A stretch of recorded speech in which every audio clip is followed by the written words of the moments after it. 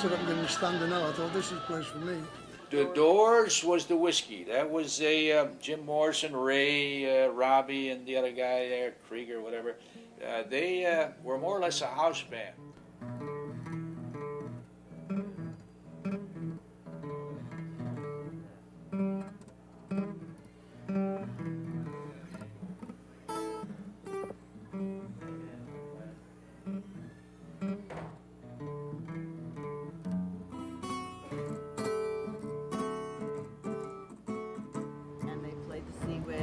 And the Cheetah, but it wasn't until the Doors actually hit the Whiskey and played that they actually started getting popular.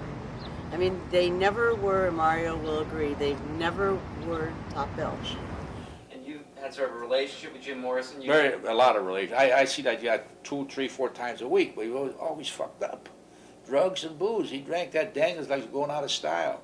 And, you know, Mario warned him on the loudspeaker. He said, Jim, if you don't stop singing, I'm going to turn off the sound. No, they said my father threw him out. He never really threw him out of the place. He got ticked off because Jim loved to pull his pants down, the same pants he wore for 4 months. At that point, Jim put the microphone down in his pants, and he turned not only the sound, but the lights off on this poor band. Mario had so much stuff to deal with like that.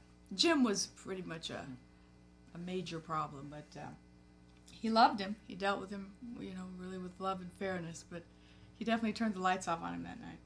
Another time I had a black act there, and I forgot the name of the act, but he was at the top of the stairs, and he's screaming at the top. It was like, you fucking niggers, jungle bunny. I said, Jim, what are you doing?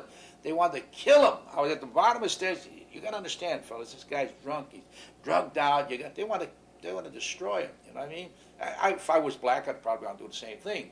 So, I saved his butt there. And of course, there's the famous their last night at the Whisky A Go-Go when they had an opportunity to finish writing at the end.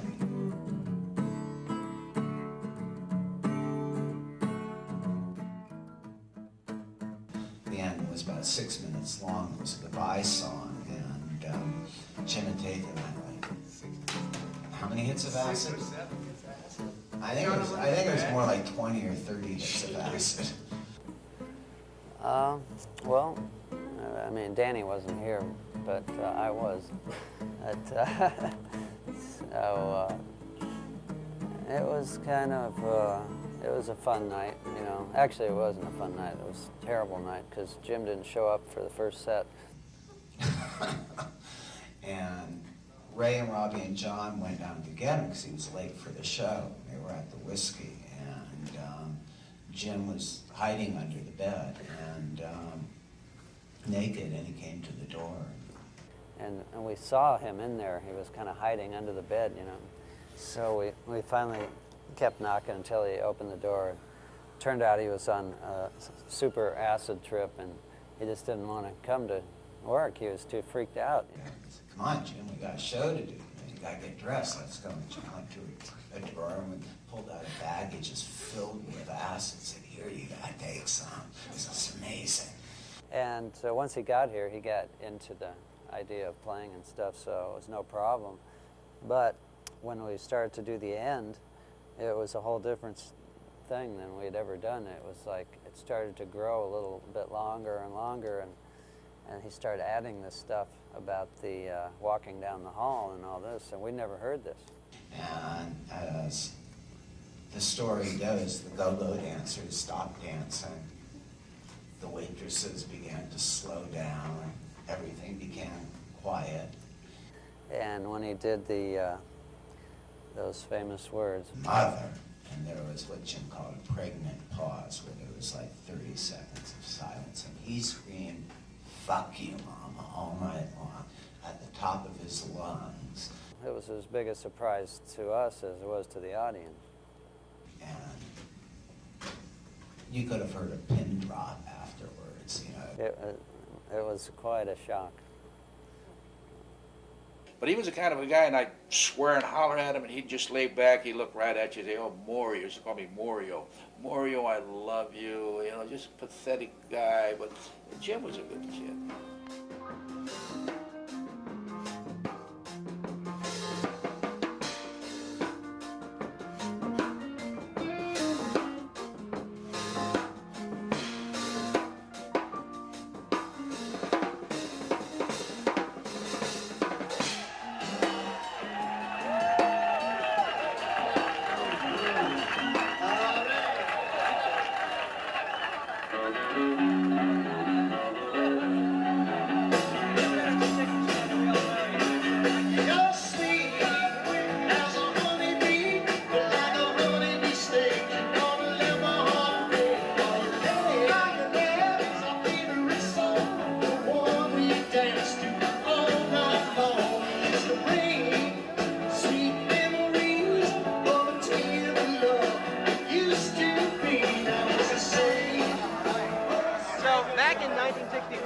ever think it would come this far?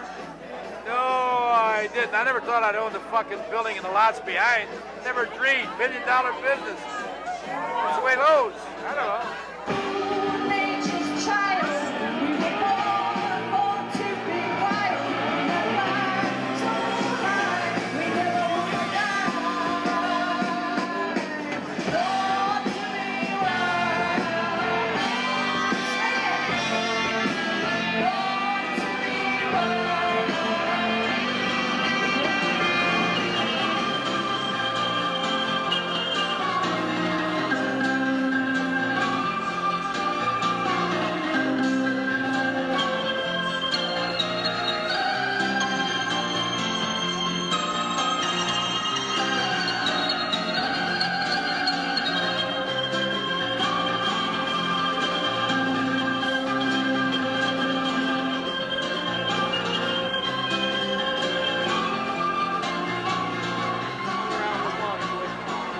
Successful club, you gotta be there, you gotta watch what's going on. You can't sit at home, you gotta be here.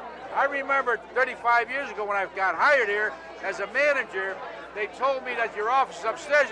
How can you operate a club for you upstairs? You gotta watch what's going on. And I'm right on top of it. I don't miss nothing.